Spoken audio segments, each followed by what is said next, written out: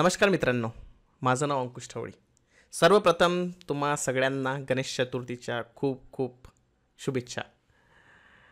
तर आज आपण कशावरती बोलू?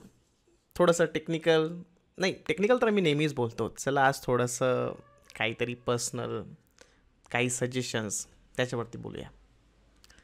तर बेसिकली मी कुठून आहे, म्हणजे खूप लोकांना हा विचार असेल की म्हणजे मी कुठे राहतो. तर ॲक्च्युली मी आहे महाराष्ट्रीयन, आपल्या महाराष्ट्रामध्येच राहतो. स्पेशली आपल्या महाराष्ट्रामध्ये जेव्हा म्हणतो तेव्हा मी विदर्भ साईडकडे, म्हणजे माझं जे राज्य आहे, सॉरी, माझं जे डिस्ट्रिक्ट आहे तो अमरावती जिल्हा. अमरावती जिल्ह्यामध्ये एक छोटंसं गाव आहे, त्या गावामध्ये मी राहतो. आणि माझं एज्युकेशन वगैरे मी सगळं तिथून अमरावतीमधूनच कंप्लीट केलं. त्यानंतर जॉबसाठी पूर्ण थोडंसं देहरादूनला गेलो, देहरादूनमध्ये जॉब केला. तिथून जॉब झाल्यानंतर मग पुण्याकडे आलो. आणि पुणे ऑब्वियसली लाईक माझ्या घरापासून थोडंसं जवळ पण आहे आणि लँग्वेज बॅरियर नाही आहे, त्यामुळे पुणे मला असं वाटतं की जरा जास्त सूट करतं. आणि खूप वर्षापासून आता पुण्यामध्ये आहे, तर पुणे जरा आवडायला लागलं आहे. तर असं आहे सगळं, म्हणजे सगळं व्यवस्थित चालू आहे. आणि आपलं एक छोटंसं यूट्यूब चॅनल आहे जिथे तुम्ही लोक मला पाहता. प्रत्येक दिवशी मे बी प्रत्येक 2-3 दिवसानंतर मी जसा मला टाईम भेटतो तसा मी ट्राय करतो की एखादा व्हिडिओ बनवायचा, आणि स्वतः पण शिकत राहतो. रोज रात्री झोपताना माझ्या दिमागामध्ये हाच विचार असतो की उद्या कोणता व्हिडिओ बनवायचा. आणि रोज ना काहीतरी असं असं काहीतरी घडतं लाईफमध्ये की चला एक टॉपिक भेटून जातो मला की चला अच्छा हा एक चांगला टॉपिक आहे, याच्यावरती आपण बोलू शकतो. जसं आज गणेश चतुर्थी आहे. नॉर्मली आपण टेक्निकल नेहमीच बोलतो, तर चला थोडंसं काहीतरी नॉन टेक्निकल बट इम्पॉर्टंट त्याच्यावरती पण आपण थोडासा प्रकाश टाकायला पाहिजे. आता जॉबमध्ये, आता जॉबसाठी मी थोडंसं बोलतो. आता जॉबमध्ये काय होतं ना की आपण खूप वेळा मेहनत करतो म्हणजे दिवस रात्र तुम्ही अभ्यास करता, ओरॅकल इन्स्टॉल करा, दिवस रात्र त्याच्यामध्ये घालवता. तर माझं पर्सनली असं म्हणणं आहे की मेहनत तर आहेच इम्पॉर्टंट ऑब्वियसली. म्हणजे मला असं वाटतं की 99% जर मेहनत असेल ना, तर त्याच्यामध्ये जो 1% जो असतो ना, तो लक फॅक्टर असतो. म्हणजे आता तुम्ही सगळं वाचलं, तुमच्याकडे एखादं पुस्तक दिलं मी आणि त्याच्यामधलं तुम्ही सगळं वाचलं आणि शेवटचं पेजच नाही वाचलं. असं वाटलं आता मी सगळंच तर वाचलं आहे, शेवटचं पेज नाही वाचलं. असं होऊ शकते की त्या शेवटच्या पेजमधूनच तुम्हाला क्वेश्चन विचारला जाईल, असं होतं. तर त्याला म्हणतात लक. आता लक कुठून येतं? लक काय आहे हे आपल्या हाती नसतं ना. लक म्हणजे काय, आपल्या हाती नाही आहे. असं कधीच होणार नाही की तुम्ही 100% नाही. आता तुम्ही म्हणणार की नाही बॉस मी तर पूर्ण पेजेस वाचेल, असं होतच नाही. नॉर्मल लाईफमध्ये असं नॉर्मली होत नाही. तर मला असं वाटतं की 99% जर तुमची मेहनत असेल, तुमचं हार्डवर्क असेल, तर 1% जे असतं ना ते लक फॅक्टर. तर तो लक फॅक्टर मग कशावरती, म्हणजे मला असं म्हणायचं आहे की आपण म्हणजे आपल्या फॅमिलीमध्ये, आपल्या पिढी, म्हणजे जे आपले आई वडील्स आहे त्यांचे जे आजी आजोबा, त्यांच्या थ्रू आपल्याला जे एक एक भेटलं ना की चला देव म्हटलं की पाया पडायलाच पाहिजे. आपण या गोष्टी सगळ्या शिकलो त्यांच्याकडनं, आणि त्याच गोष्टी आता आपण आपल्या नेक्स्ट पिढीला पण देणार आहे. तर जसं तुम्हाला माहीतच असेल, रिसेंटली बाप झालो मी वडील.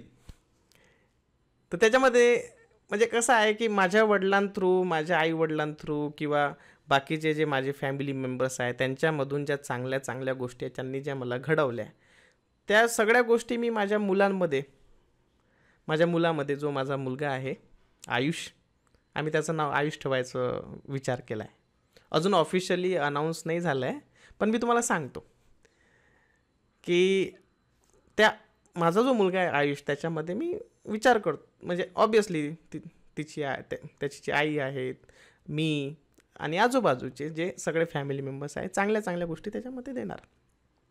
तो जो हा 1% आहे ना, मला असं वाटतं की आपण जसं बिहेव करतो है ना, कसं आपण राहतो, काय आपण करतो, आपण जे नॉर्मल रुटीनमध्ये आपला किती विश्वास आहे देवावरती, या सगळ्या गोष्टी मला असं वाटते कोणीतरी ते लक फॅक्टर आपल्यासाठी आणतं आणि तिथूनच आपल्याला जॉब मिळतं. असं होऊ शकते की माझ्या लाईफमध्ये आता असं झालं आहे की सगळं काही चांगलंच होतं असं काही नाही आहे. म्हणजे सुरुवातीला आम्ही आमचं जे आयुष्य आहे, जिथे आम्हाला 2 टाईम पोळी पण खायला भेटत नव्हती. आम्ही जेव्हा लहान होतो त्या टाईमला आम्ही भाकरी भाकरी खायचो. त्या टाईमला पोळी खायची आमची अवकात नव्हती. आमच्या घरच्यांकडे एवढे पैसे नव्हते.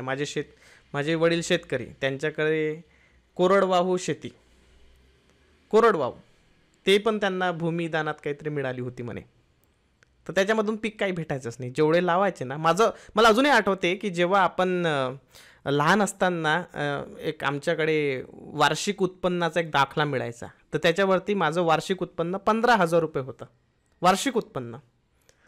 तर पॉसिबलच नव्हतं की 15,000मध्ये घर चालवायचं, की 2 टाईम जेवण करायचं, की एज्युकेशन करायचं. आणि मी माझ्या घरामधला सगळ्यात मोठा. माझा छोटा भाऊ, तो माझ्यापेक्षा 2 वर्षांनी लहान. तर पॉसिबलच नव्हतं त्या 15,000च्या वार्षिक उत्पन्नामध्ये कसं काय होणार. वडील शेतकरी, बाकी घरामध्ये शिकलेलं कोणी नाही. मग कसं. तरी पण माझ्या घरच्यांची इच्छा होती, मग स्पेशली माझ्या आईची, की माझा मुलगा शिकायला पाहिजे. शिकलो. शिकता शिकता असं नाही आहे की सगळं काही पैशानंच काम होतात म्हणून. परिस्थिती असताना आम्ही जिथे जिथे पॉसिबल आहे तिथे तिथे खूप साऱ्या लोकांनी आम्हाला मदत केली. मला अजूनही आठवते की अमरावतीमध्ये असताना, म्हणजे 11वी-12वीमध्ये असताना, जिकडे मी रूम करून राहायचो, तिथल्या ज्या घरमालक होत्या, त्यांनी अर्ध्या पैशामध्ये त्यांच्याकडे ठेवलं 11वी-12वी. नंतर मग इंजिनिअरिंगमध्ये आलो. तर आमचे जे इंजिनिअरिंग, जिथून मी कॉलेज पासआउट केलं, PR Patil college of engineering, त्याचे जे डायरेक्टर होते त्यांनी म्हटलं की बॉस, तेव्हा नवीन कॉलेज होतं, माझी पहिली ॲडमिशन होती नांदगाव पेठमधनं. खूपच कमी पैसे घेतले त्यांनी माझ्याकडून. म्हणजे शेवटी तर घेतलेही नाही. म्हणजे त्यांचं असं एक्सपेक्टेशनच होते. जे डायरेक्टर होते त्यांनी म्हटलं की चला तुला फ्रीमध्ये शिकू. त्यांनी मला फ्रीमध्ये शिकवलं. आणि त्याच्यानंतर इंजिनिअरिंग कंप्लीट झालं. मी पण व्यवस्थित शिकलो.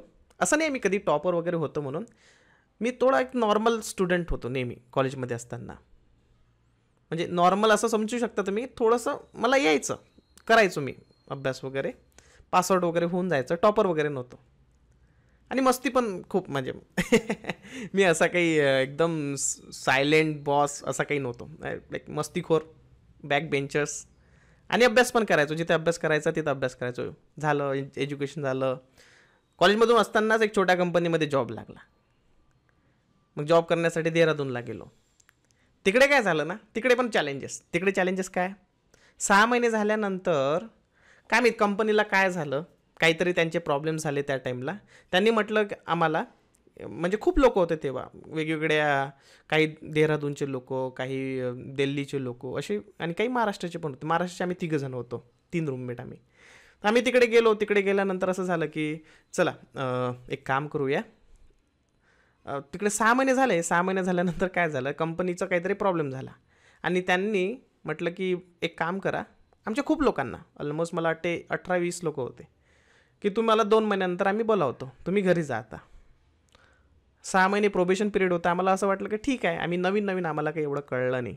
आम्ही घरी आलो, घरी वाट पाहत बसलो. 2 महिने झाले, 3 महिने झाले, कंपनी कॉलच नाही करत आहे. नंतर असं लक्षात आलं की आता ही कंपनी कॉल करणार नाही. तर मग पुन्हा जॉब सर्च. आता माहीत आहे मुलाला जॉब मिळाली होती, आता मुलगा फ्री आहे, कसं करायचं. मग काय, आजूबाजूचे त्रास तुमचा मुलगा तर लागला होता, असं होतं. ते आपल्या सोसायटीच्या आहेतच प्रॉब्लेम. मग काय, पुण्याकडे आलो.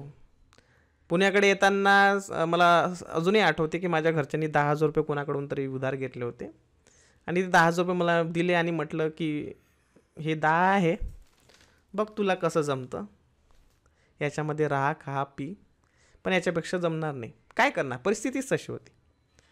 आणि तुम्ही म्हणाल की मग तू 6 महिने जॉब केला तर मग तेथे तर तू काही ना काही पैसे जमावलेच असतील. तिथे मला पगार 9,000 रुपये होता. 1,000 रुपये PF मध्ये जायचे. त्याच्यामधूनही माझा छोटा भाऊ तो शिक्षण करत होता. मग त्याला पैसे पाठवा, घरच्यांना पैसे पाठवा, माझं तिथं राहणं, खाणं पिणं काहीच उरलं नाही. आणि जे 2-3 महिने मी खरी राहिलो ना खाली, त्याच्यामध्ये सगळे पैसे गेले. 10,000 रुपये घेऊन पुण्याला आलो. पुण्यामध्ये असताना एका ठिकाणी एक जी आपली कॉग्निझंट आहे, तिचा एक टायप होता एका कंपनीशी. त्या टायप थ्रू मला जॉब मिळाली.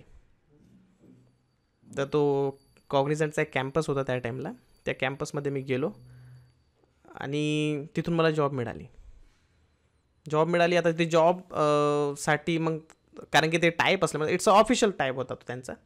तर त्याच्यामुळे मला असं आठवते की तिकडे जवळपास मला 30,000 रुपये काहीतरी पे करायचे होते. माझ्याकडे 10,000 रुपये, त्याच्यातले काहीतरी रूममध्ये गेले, इकडे तिकडे चालले गेले. तर माझे जे मित्र होते जे माझ्या आधी लागले, ते आता मी जेव्हा त्या छोट्या कंपनीमध्ये लागलो जिथे मला 9,000 रुपये पेमेंट होतं, त्या कंपनीमध्ये माझ्यासोबतच्या मित्रांनी जॉईन केलंच नाही. कारण की त्यांची घरची परिस्थिती चांगली होती आणि घरची परिस्थिती चांगली असल्यामुळे त्यांना छोट्या कंपनीमध्ये जॉईन करायचं नव्हतं, त्यांना करायचं होतं मोठ्या कंपनीमध्ये. तर मग ठीक आहे, त्यांनी मोठ्या कंपनीमध्ये काही ॲमडॉक्समध्ये लागले, काही कॉग्निझंटलाच लागले, काही खूप चांगल्या कंपनीमध्ये लागले आणि त्यांना 3-3 लाखाचं काहीतरी पॅकेज मिळालं तेव्हा. त्याच्यामुळे त्यांच्याकडे सेविंग होती. तर सगळ्या मित्रांनी काहीतरी, मला अजूनही आठवते, 5-10 हजार रुपये असे करून मला पैसे दिले उधारी. ते पैसे 30,000 रुपये जमा केले मी. नंतर त्या जो टाईपवाली कंपनी होती त्यांना दिले आणि त्याच्यानंतर मला कॉग्निझंटमध्ये जॉब लागला. नंतर सगळं सुरळीत झालं. जेवढे कर्ज हे ते जे काही होतं माझ्यावरती, एज्युकेशन लोन पण होतं, कारण की प्रत्येक गोष्ट तुम्हाला कॉलेजमधून भेटत नाही. जसं तुम्हाला लॅपटॉप पाहिजे, तुम्हाला हॉनेस्टली सांगतो की माझ्याकडे जो लॅपटॉप आहे ना, तो मी पासआउट झाल्यानंतर घेतला आहे. माझा फर्स्ट लॅपटॉप हा कॉग्निझंटमध्ये लागल्यानंतर, पण म्हणजे जवळपास 1-2 वर्षानंतर घेतला मी. माझ्याकडे आधी कम्प्युटर होता, कम्प्युटर पण मी 3rd इयरला घेतला माझ्या इंजिनिअरिंगला. तर मला हे पण माहीत नव्हतं व्यवस्थित की कम्प्युटर कसा चालू करायचा, म्हणजे 2nd इयरला की 3rd इयरला घेतला मी. म्हणजे त्या टाईमला अशा परिस्थिती होत्या. आजकाल असं आहे की छोट्या मुलांना, इवन म्हणजे मला माहीत आहे की माझा जो छोटं बाळ आहे त्याला पण पहिल्या वर्षापासूनच कम्प्युटर, लॅपटॉप, आता माझ्याकडे तर सगळंच म्हणजे अवेलेबल आहे. डिजिटल लाईफमध्येच मी राहतो, त्याच्यामुळे सगळं त्याला दिसणारच आहे. तर ह्या सगळ्या गोष्टी होत गेल्या आणि परिस्थिती मग नंतर चांगली होत गेली. कॉग्निझंटमध्ये होतो, तिथून स्विच मारला इन्फोसिसला, तिकडे पॅकेज चांगलं घेतलं.